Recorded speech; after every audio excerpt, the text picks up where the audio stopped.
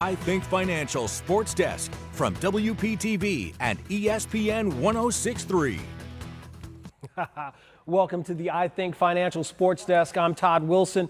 We took the show indoors tonight, as you can see behind me here. We are in the WPTV studios right now, but we are ready to have some fun. The weather is not stopping kickoffs around South Florida whatsoever. Let's get to tonight's games. Two teams trying to bounce back from losses.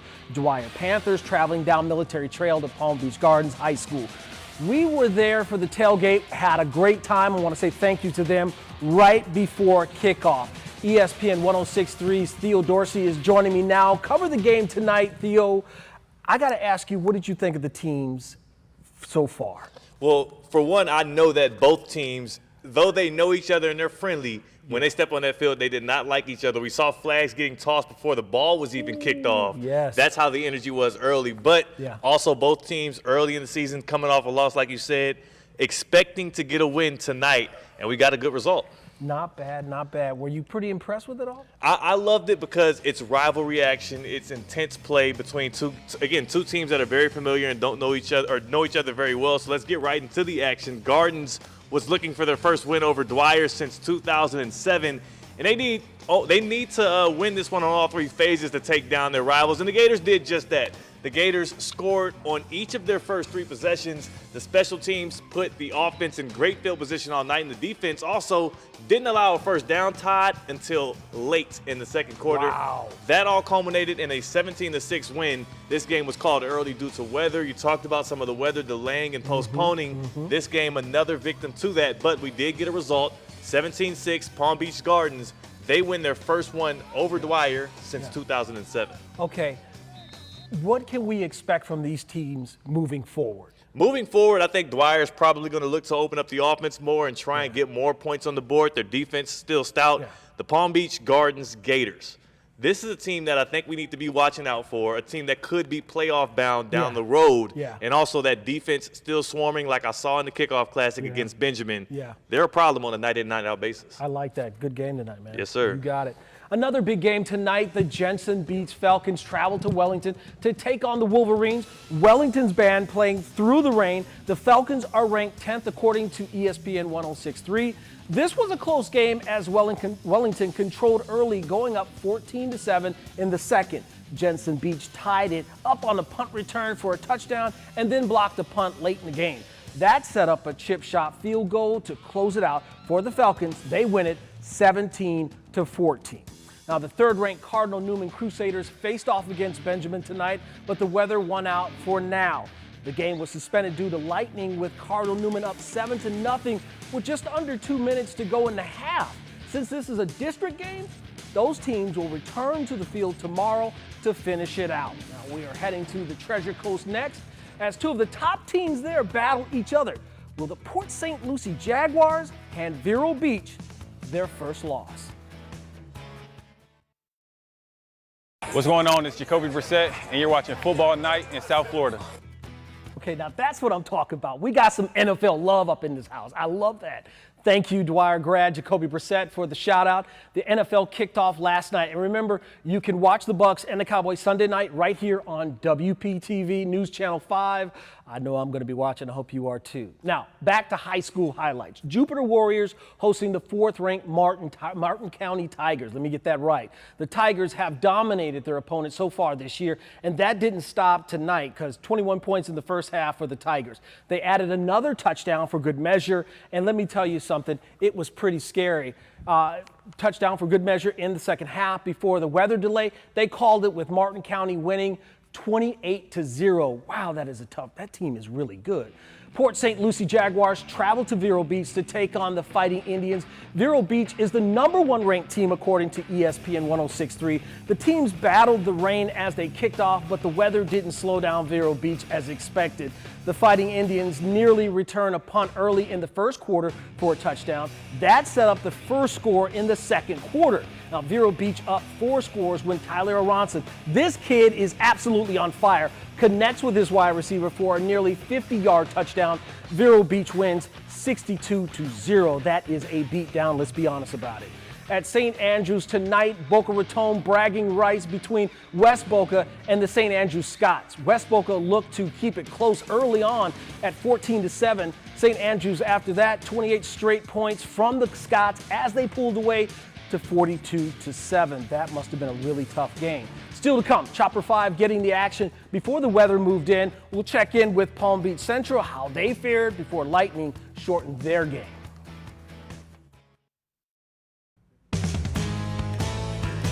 Chopper 5 in the sky tonight as Palm Beach Central visited Park Vista. The second-ranked Broncos were dominant from the start. Central rolled up half a dozen touchdowns early on in this one, including an impressive QB scramble by Ahmad Haston for 20 yards, and the score all Broncos in this one, 42-7. One of the Broncos players, of course, made a big announcement this week. Justin Bostic committed to FAMU coming up on football night in South Florida on WHDT. Hear more Bostic about his choice in sticking with a historically black college. Now, football night in South Florida is just getting started, of course. In just a minute, you'll want to flip on over the channel over to WHDT for even more highlights from across our region and more with the Jupiter they were supposed to be. Chopper 5. You'll only see it here. It's Chopper 5. You know it's the only local news chopper. Chopper 5 right now over Boca Raton. Showing you a bird's eye view of your neighborhood when you need it most. See exactly what route you need to take to get around traffic. As we continue to follow breaking traffic this morning. No matter where the story is, Chopper 5 takes you there first. Chopper 5 and WPTV First Alert Traffic. Only on WPTV.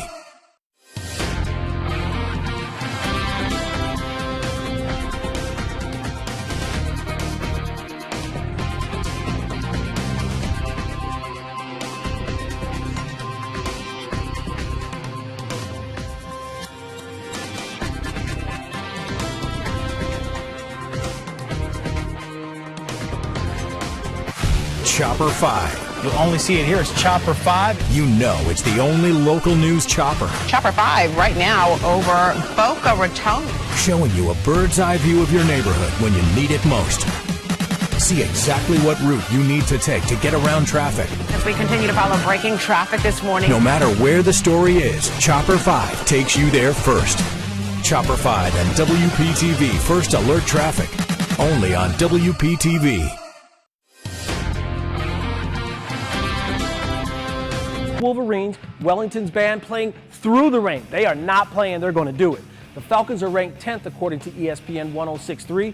This was a close game as Wellington controlled early, going up 14-7 in the second. Jensen Beach tied it up on a punt return for a touchdown, then blocked a punt late in the game. That set up a chip shot field goal to close it out for the Falcons. They win it 17-14. That was a pretty good game. Two teams trying to bounce back from losses. Dwyer Panthers traveling down Military Trail all the way to Palm Beach Gardens High School.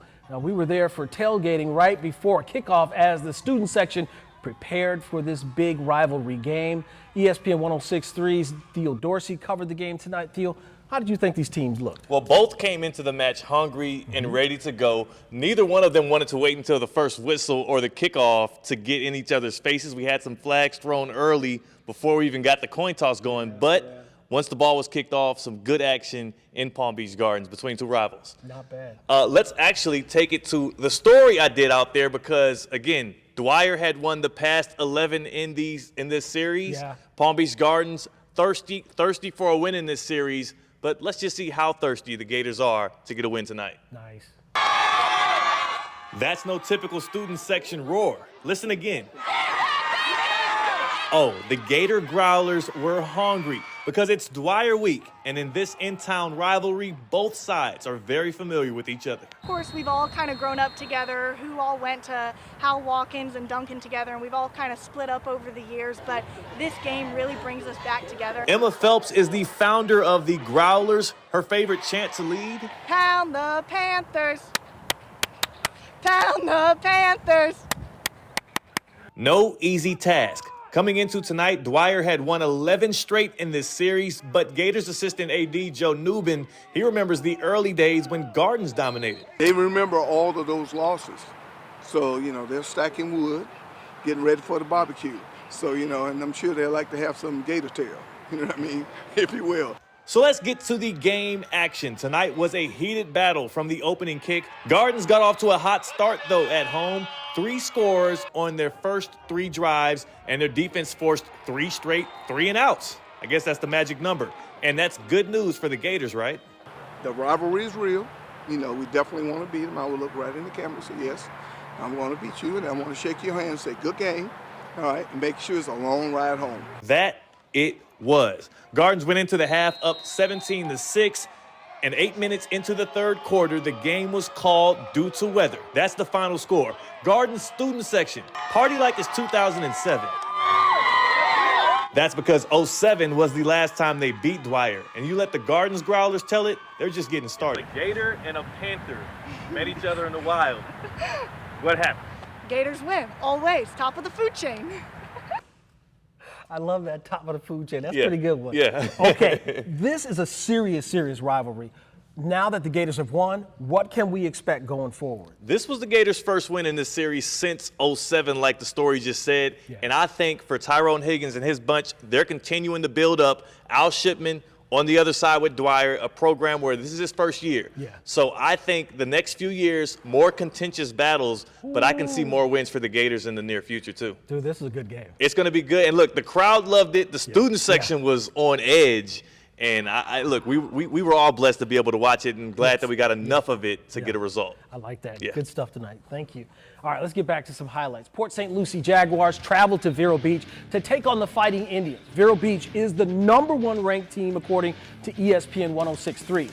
The teams battled the rain as they kicked off, but the weather didn't slow down Vero Beach at all. The Fighting Indians nearly return a punt early in the first quarter for a touchdown. That set up the first score. In the second quarter, Vero up 4 scores when Tyler Aronson, a kid that is absolutely on fire, connects with his wide receiver for nearly a 50-yard touchdown. Vero Beach wins this one. Wow, 62-0. That's a tough one. Boca Raton at Boynton Beach. This game also affected by weather. Boca leads the Tigers by 1 at the half, but was suspended due to lightning. The teams hope to finish the game tomorrow. Martin County's football team has been dominated this year, but were the Jupiter Warriors able to slow down the Tigers? We'll have that answer coming up. Plus, a losing streak will come to an end, but just not tonight. Royal Palm Beach and Suncoast battle it out on the field.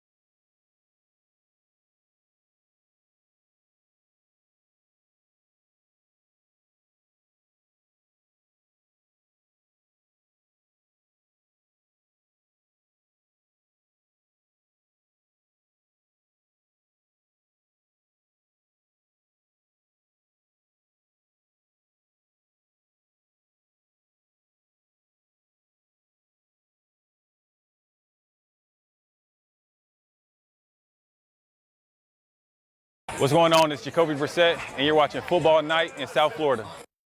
Okay, that's got me giddy here because we got some NFL love. So I just want to say thank you, Dwyer grad Jacoby Brissett, for the shout out. The NFL kicked off last night, and remember, you can watch the Bucs and Cowboys Sunday night on WPTV News Channel 5. That'll be a good game. Chopper 5 in the sky tonight as Palm Beach Central visited Park Vista. The second-ranked Broncos were dominant from the start. Central rolled up half a dozen touchdowns early on in this one, including an impressive QB scramble by Ahmad Haston for 20 yards and the score. All Broncos in this one, 42-7 in a game cut short by the weather. At St. Andrews tonight, Boca Raton bragging right between West Boca and the St. Andrew Scots. West Boca looked to keep it close early on at 14-7. St. Andrews after that, 28 straight points from the Scots as they pulled away to a 42-7 win. That is pretty good. Now the weather playing a big role tonight as early afternoon storms delayed a few games. WPTV First Alert meteorologist James Whelan is here. How you doing, man? Don't blame me for this, Todd. We had some lingering showers and storms that kind of flared up. The initial set, we thought we were fine and moved on through, but then, of course, Mother Nature brings the last little bang to it on through, and, you know, that's what it is this time of year in South Florida. We got lucky last week. Yes. Was the luck that we didn't see anything. So we have some video, I think, right? Chopper 5. In Lake Worth, seeing the incoming rain there. Yeah. Rain was the theme, really, for week 3. Some games called it early, while others just going to resume tomorrow, huh? That's right. James, we know football does not end on Fridays, of course, and the FAU Owls are home against, I think they're against the Southeastern Louisiana University. How's the weather supposed to be for that game? Yeah, at home in Boca. Here's the hour-by-hour forecast. So 6 o'clock to 10 o'clock or so. In the earlier parts, we could see a flare up again of a shower or storm, but we changed the flow a little bit tomorrow, more of an onshore flow, so I think a lot of that will push westward from the FAU Stadium. Is pretty far east, so westward we may see those showers and storms, but where the stadium is, I think we'll be all right for most of the game, aside from maybe that early on part, and if there's any tailgating going on before the game. Not bad. Thank you, my friend. All right, man. All right, always appreciate it. Always good to be All here. right. Royal Palm Beach Wildcats taking on the Suncoast Chargers in Riviera Beach tonight. Both teams were looking for their first win of the season. It was a low-scoring affair as both teams leaned on their defense. Suncoast found the end zone first with a 35-yard pass. Suncoast led 6-0 in the third quarter, but like many other, this one wouldn't be resolved tonight. We'll get a decision Monday and see if Suncoast can snap a 15-game regular season losing streak. Okay, I'm pulling for them. They got to get a win. All right, tackling tough issues on and off the field still ahead. We'll introduce you to a special team of coaches making a difference in the lives of their players and other students at their school.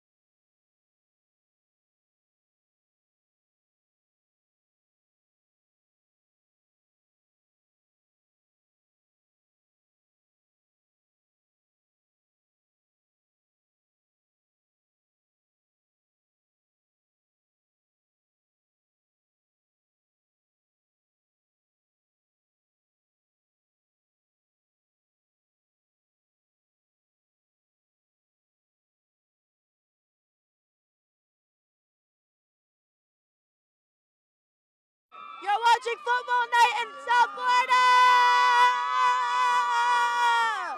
Now that's some serious spirit. I like that. Thank you to the members of the Wellington student section for the shout out. That was dope. I like that.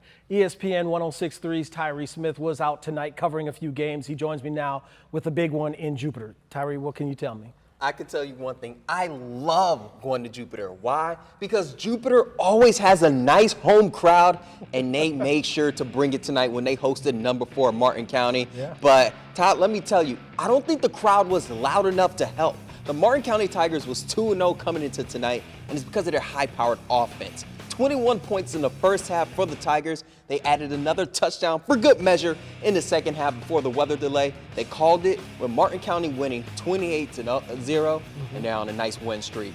And it was a rivalry battle of private schools between number 3 Cardinal Newman and Benjamin. Last week, they scored a combined total 73 points. Oh. But with 1:56 left in the first half, only 1 touchdown was on the board, and that belonged to Cardinal Newman. But you know, the beautiful South Florida weather decided to stop the Friday night fun, and the action was postponed, but it will resume tomorrow at 5 p.m. Not bad, not bad. I like that. I like that. You know what? I would say those are pretty good games for the time that they got. Oh yeah, definitely. Jupiter, see, they always have a nice crowd, which means they have a good support. Yeah, they always have the support. Yeah. But if that offense just gets clicking, I think they're able to bring something. But that Benjamin and Cardinal Newman game, it's always a good battle with those two. Always a good battle. So 7-0, and there's still a second half left. Yeah. Oh, you can only imagine the points that they're going to score in the second half. That's a serious defensive game. Oh yeah, definitely. And now don't get me wrong, they have a high-powered offense, but that defense is what's going to carry them into the playoffs. Definitely got to check out that. Do you expect them to continue this down the line in the season? You know, I expect so. You know, Eric Kresser and Jack Downs, they preach a lot about defense and how that front 4 needs to be stout, especially if they want to make a deep run in the playoffs, like I know they always like to. So if they want to make that run, that front 4 for those teams is going to be key. I like that. Thank you, man. I appreciate that. All right. Let's get some more action. Forest Hill and Seminole Ridge. The sky was just as imposing as the defenses tonight. Neither team getting much going on offense before or after the lightning delay. Out of the delay, both teams are able to get into the end zone. Seminole Ridge protects home field with a 9-7 win. The Hawks are now 3-0. Nice going, folks, to start the year for the second straight year. As we told you a little while ago, Dwyer against the Palm Beach Garden Gators. Off the field, though, Dwyer High School football coaches are doing more than coaching. Several of them are also behavioral health specialists, identifying students who are struggling with whatever issues it may be. Ah, my dog, what's up? Come here, man. Every student is different, so there's no cookie-cutter approach on how you deal with one particular student. Overcoming challenging times. It's a focus these days at Dwyer High School, making sure students know there's always a helping hand with Dwyer's school-based team. What's up, baby boy? I'm good, man. You straight? Good. Junior varsity football coach Keithan Gale is part of that team as a positive behavior coach. School-based team, I like to use the Marvel Avengers type metaphor in terms of a number of different resources coming together. Basically to serve our students. With over 2,400 students at Dwyer, at any time, students face a variety of challenges. Strategic planning is essential. I want to make sure that I can give interventions to our students who may be having difficulty, whether that difficulty is reaching, a parent at home or having an issue with a teacher or another student needs a mediation. No one day is the same at Dwyer, and the old adage, it takes a village to raise a child, applies here. Alex Malsbury is also a coach. He's the on-site crisis counselor. I feel like it's one of the most important positions to have in the high school. There is such a demand for mental health now, especially after COVID. I've seen personally a dramatic rise in depression and anxiety. The school-based team of behavioral health experts is all about guiding students through tough times and connecting them to services to support a student's mental health. Our coaching staff really helps you get involved and be there for you, so you always have someone. You could just talk to them. It don't matter how long, they'll just sit there and listen, and you could just talk. That is the case, and now these coaches, they double down on that team approach to ensure that mental health support is all available to all students. Great story. Now, high school players are committing to play on the next level. Coming up next, Palm Beach Central's Justin Bostic tells us why he is choosing to stay in state and play for a historically black college.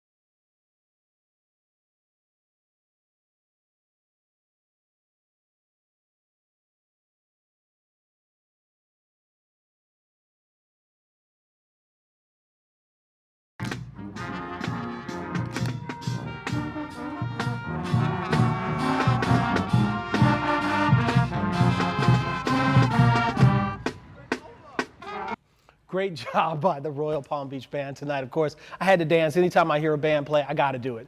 Our team is headed to Royal Palm Beach next week as we tailgate with their fans before their game at home versus Wellington. So that'll be an interesting game. College football is in full swing and exclusively here on WHDT. We're excited to bring you to our HBCU game of the week. This week, Florida A&M will take on Albany State at 6 tomorrow evening. You know what? It's been a tough start for the Rattlers. FAMU began their season in Chapel Hill to take on the Tar Heels, then traveled to Miami to face Jackson State University. Woo, that was a rough one. But the team returns home as head coach Willie Simmons prepares the Rattlers for their first conference matchup of the season. You know, a local from Palm Beach County will be on display Saturday night in Tallahassee. Grad student and Pahokee native Brian Crawford is injured but still supporting his team. This is Crawford's fourth official season for the Rattlers after redshirting in 2017 and having his junior season canceled due to the pandemic. Boy, a lot was canceled there. FAMU is about to get another local product. Theo Dorsey is back with me. The commitment the Rattlers received from this young man. Yeah, that's right. John Bostic, Palm Beach Central athlete and top 63 honoree John Bostic at that, committing to FAMU. Now, Bostic, you might recognize the name. He's the younger brother of NFL vet John Bostic. Justin Bostic is the younger brother of John, of course, and Justin committing to FAMU. He and his Palm Beach Central teammates, they won tonight 42-7. They keep it rolling in the regular season, while Bostic will be making his way to Tallahassee to make an official visit tomorrow. He also hopes that this is part of the change of how HBCU football is looked at. Looking to help make a future for other kids. I know kids used to look over HBCUs, not really, but I feel like now we're starting to change that culture, so being able for them to go to HBCUs and experience the HBCU life. Okay, so we have different shirts on, of course, since we came back, and I went to Morris Brown College in Atlanta. Yeah. You went to Hampton. Hampton University out there in Hampton, Virginia. The pride of formerly the MEAC. I don't care. Tell me this, what was your decision to go to an HBCU? Because for me, my mother picked it for me, and I was like, okay, I'm going. Yeah. Well, for me, for sure, coming out of high school, I knew I wanted to be surrounded by not just like-minded individuals, but people who look like me, who share the same passion to go out and exceed in the world. And it was, I mean, once you step foot on the HBCU campus, especially one like Morris Brown, or Hampton, A&T, I mean, it's a vibe that you can't replicate. Yeah. It's 4 years that you'll never be able to, like, kind of even show exactly what all you got. Yes. 4, 5, 6, 7, however many you want to spend there. Yeah, right? yes. Right. It took me a while, I won't lie. You know, I'll tell you this. The interesting thing for me was coming from Minnesota to go to Atlanta. Yeah. And I had never been there before. And to go on Morris Brown campus, to go to the AUC. Where you got Clark Atlanta, Morehouse, you got Morris Brown, and in Spelman, of course. And then you walk on those campuses and you see people that are like you going for higher education. If it doesn't make a mark on you, something's wrong. It's powerful, and it's beyond just because some people think about the culture, the marching bands, and the parties and whatnot, but it's beyond that because you do immediately get inspired because you realize, I mean, us black folk, we're not a monolith. We come in different shapes, sizes, creed, however you want to put it, and you learn so much about others that let you kind of reflect and learn about yourself. It was a great experience. I loved it. Let me tell you something. I met people from everywhere, from Jamaica, Yeah. from New York City, California, from LA to Miami. And I ended up started spending a lot of time in Miami because most of my friends were from here. Not a bad city to go to. I liked it. I liked it. All right. Before we head out, we need to hand out some high fives. Theo, who was your first high five this year? Oh, I couldn't wait to give this one out. Palm Beach Gardens at home. They had not played Dwyer, or they had not beaten Dwyer since 2007. 11 straight losses to their rivals. And in a big game at home, they win. They snapped the streak, snapped the skid, high five the Palm Beach Gardens and those Gators. Not bad. Okay, Theo, who gets the last high five? The last high five, I mean, come on. One of the dual threat quarterbacks in Florida, Ahmad Haston, he put on a show for Palm Beach Central, 42-7 a win for him. But also, I mean, Vandarius Jacobs. I mean, can we give Vandarius Jacobs another high five because of the 3 touchdown night? That's 7 on the season. Come on, baby, let's do that. He's the number 1 guy on the top 63 list, and somehow I feel like we ranked him too low. I mean, come on. Okay. Come on. Was it 1-8? Like, he's been ripping it up, man. Him and Vero Beach, unstoppable force. We'll see what they do this year. I like that. Thank you. Thank you for joining us for Football Night in South Florida. I'm Todd Wilson with Theo Dorsey here. We'll be back next week with more highlights from around South Florida. Have a great night, everybody, because I'm going to have a great night.